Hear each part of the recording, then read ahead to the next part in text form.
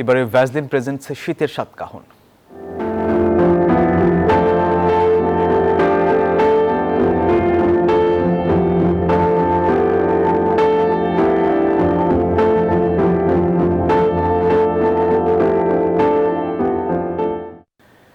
হিমালয়ের পাদদেশে হওয়ায় উত্তরের জেলা দিনাজপুরে শীতের তীব্রতা থাকে অনেকটাই বেশি।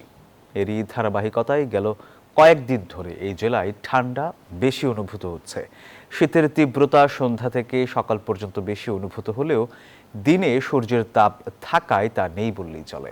আর এদিকে আবহাওয়া অফিস বলছে ডিসেম্বরে একাধিক শৈত্যপ্রবাহ রয়েছে। দিনাজপুর প্রতিনিধি ফখরুল হাসান পলাশের রিপোর্টে বিস্তারিত। দিনাজপুরে হঠাৎ করেই বেড়েছে শীতের তীব্রতা, যা সন্ধ্যা থেকে সকাল পর্যন্ত উপলব্ধি হচ্ছে। এছাড়াও হিমেল বাতাস ও হালকা কুয়াশা জনজীবনে স্বাভাবিক কাজকর্ম কিছুটা ব্যাহত হচ্ছে।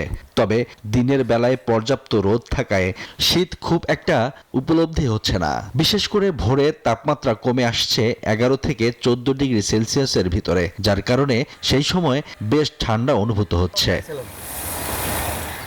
শীতে সবচেয়ে বিপাকে পড়েছেন নিম্ন আয়ের খেটে খাওয়া মানুষ। অনেকে ঠান্ডা উপেক্ষা করেই কাজে বেরিয়ে পড়ছেন।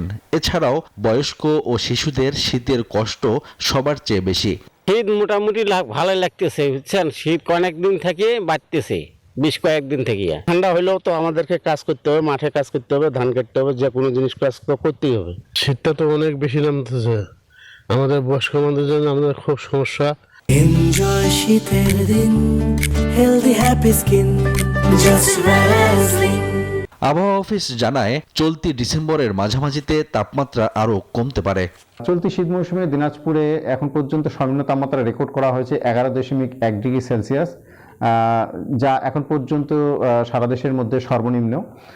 আগামী কয়েকদিন দিন ও রাতের তাপমাত্রা ক্রমান্বয়ে আরও কিছুটা হ্রাস পাওয়ার সম্ভাবনা রয়েছে। সেই সাথে চলতি ডিসেম্বরে 1 থেকে 2টি মৃদু শৈত্যপ্রবাহ বয়ে যাওয়ার সম্ভাবনা রয়েছে। এ মাসেই একাধিক শৈত্যপ্রবাহের সম্ভাবনার কথা জানিয়েছে আবহাওয়া অধিদপ্তর। Desk report, news 24। দর্শক, এই শীতে নরম ও কোমল স্কিনের জন্য ব্যবহার করুন ভ্যাসলিন ডিপ রিস্টোর।